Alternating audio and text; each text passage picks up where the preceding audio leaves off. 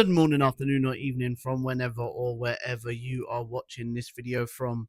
I'm Jack Adamas back with my Premier League football predictions, episode 35, game week 35. Let's get straight into it.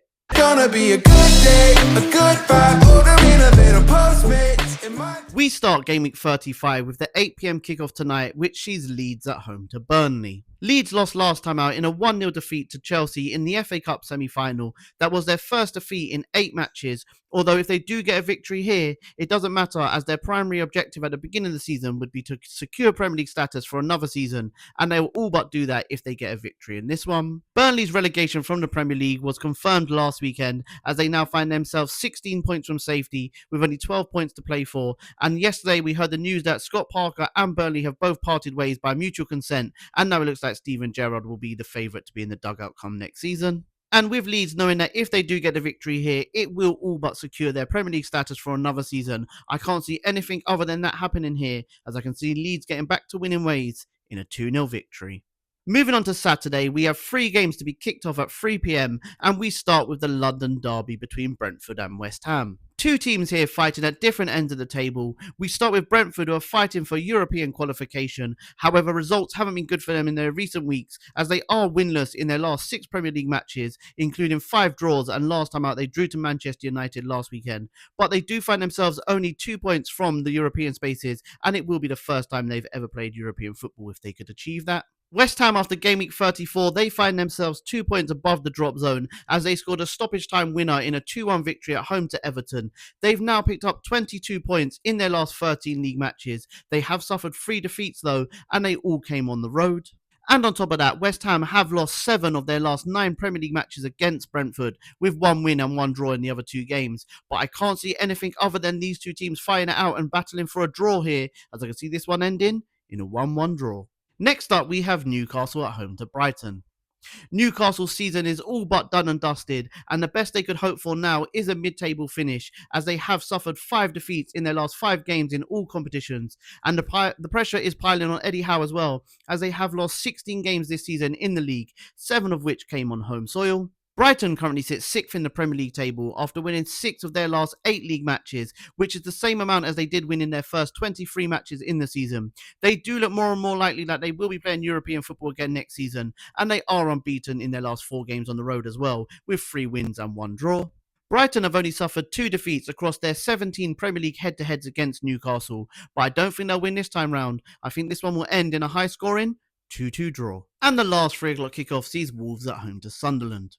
Already relegated Wolves are just tagging along, and they're just crawling over that finish line as they know they'll be playing in the Championship next season. They have lost their last 3 games without scoring a goal in reply, and to make matters worse for them, they have only won 1 of their last 18 top flight matches to be played in the month of May. Sunderland are living in dreamland as they've secured Premier League football again next season. They're now looking to finish in the top half of the table. Things haven't been looking good for them lately though, as they have conceded 9 goals in their last 2 league matches. But it's not all doom and gloom for them, because if they do get a victory here this weekend and results go their way, they could end this game week in 7th. And Sunderland have won the last 2 head-to-heads between these 2 sides, and they haven't conceded in the last 4 overall, but they are winless in their last 7 visits to the Molineux. I don't think it'll be 8 is great for Wolves though, as I can see Sunderland getting the victory here in a 2-1 win. Moving on to the 5:30 kickoff on Saturday, we have the London derby between Arsenal and Fulham.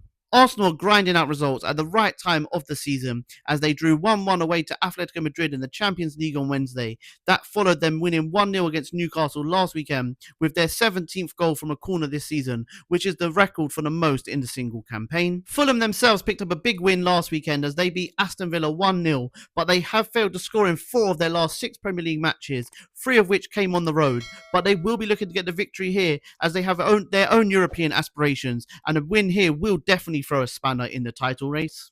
And with Arsenal only losing 1 of the last 15 Premier League head-to-heads between these 2 sides, and the fact that they are unbeaten at home against Fulham in their last 32 matches, I do believe though that the Atletico Madrid game will be in the back of their minds, and for that reason I can see this one ending in a 1-1 draw. Moving on to Sunday at 2 p.m, we travel to the Vitality Stadium as we have Bournemouth at home to Crystal Palace. Bournemouth are still currently on their longest ever unbeaten run in the Premier League as they've gone 14 games without tasting defeat with 6 wins and 8 draws in that time. They find themselves 7th in the league as they look to finish in the European places and play European football next season for the first time in their club's history, so they know another victory here will move them one step closer to that happening. Crystal Palace now find themselves comfortable in the Premier League as they find themselves 9 points from safety. So I believe their main focus now will be winning the Conference League, as that will secure Europa League football for next season. It will also make them collect their 3rd trophy in the last 2 seasons, and I believe Oliver Glasner would like to leave them with some silverware. And Bournemouth are unbeaten in their last 5 Premier League head-to-heads against Crystal Palace. Although the last 3 between these two sides have finished in a draw, I can see Bournemouth winning here in a 2-0 victory. Moving on to the 5:30 kickoff on Sunday, it is game of the weekend as the 2 most successful teams in England go up against each other at Old Trafford as we have Manchester United at home to Liverpool. Man United only need 1 point now to secure Champions League football next season, and a lot of the praise has to go to Michael Carrick as he's picked up 29 points out of a possible 39 since taking over in the dugout, and that has put him in pole position to get the job on a permanent basis from the start of next season. Liverpool are currently on their longest winning streak in the Premier League with 3 wins since the start of the season when they won their 5 opening games in a row, which has now eased the pressure on Arne Slot, who we know will be in charge next season, as they look to secure Champions League football, and a victory here would all but secure that. But United have only won 3 of the last 19 Premier League head-to-heads between these two sides, although one of those victories did come earlier on in the season. Both teams come into this on good run of form, so I do believe they'll have to settle for a point here. I can see this one ending in a 2-2 draw.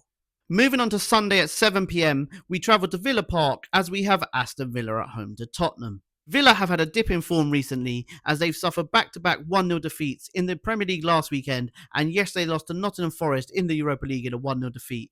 It will be interesting as they find themselves 8 points clear of 6th how they line up on Sunday. Will they go strong here and focus on getting that Champions League football, or will they play a weaker side and then focus on that second leg in the Europa League? Only time will tell. Way! Tottenham finally won a game in the year of 2026, and it was a great result for them, a much needed result, and it was a brilliant result for about 10 minutes as Everton equalised against West Ham. They actually moved outside of the relegation zone, and now they'll be looking to win back-to-back games for the first time since the opening 2 weekends of the season, so they know that this is the first of 4 cup finals left for them to secure their Premier League status. Villa will be looking to win successive league head-to-heads against Spurs at Villa Park for the first time since 2004, but I don't think they'll do so though, as I think their main focus will be on that game next Thursday in the Europa League semi-final, so I reckon this one will end in a 1-1 draw. Moving on to Monday now, we have an extremely rare fixture as we have a 3 p.m. kickoff on a Monday, which sees Chelsea at home to Nottingham Forest. Managerless Chelsea won in the FA Cup semi-final last weekend in a 1-0 victory at Wembley over Leeds, but in terms of their league form, they are winless in their last 5 games. They've suffered 5 defeats in a row without scoring a goal in reply. Nottingham Forest aren't out of the relegation battle just yet, as they find themselves 6 points from safety with 12 points to play for. However, they are unbeaten in their last 6 Premier League matches with 3 wins and 3 draws to their name. They did also win in the first leg of that semi-final of the Europa League yesterday against Aston Villa, but I believe they will have that second leg in the back of their minds going into this one.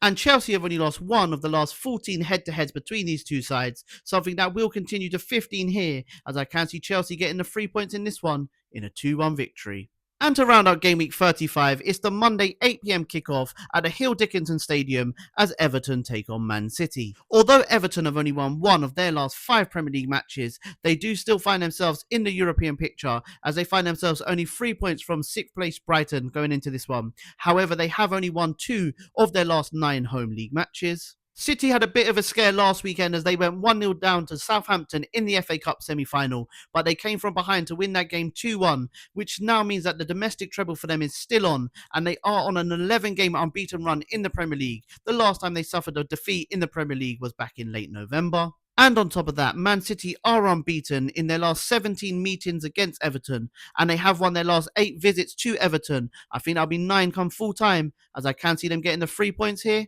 in a 2-0 victory. Thank you very much if you are still here at the end of my video. I really do appreciate the love and support I've been getting from you guys. Please do continue to like, share and follow, but most importantly, subscribe to the YouTube channel. Have a great weekend, guys. Enjoy the sunny weather, and remember, if you don't shoot, you can't score. Bye, guys. Have a good weekend.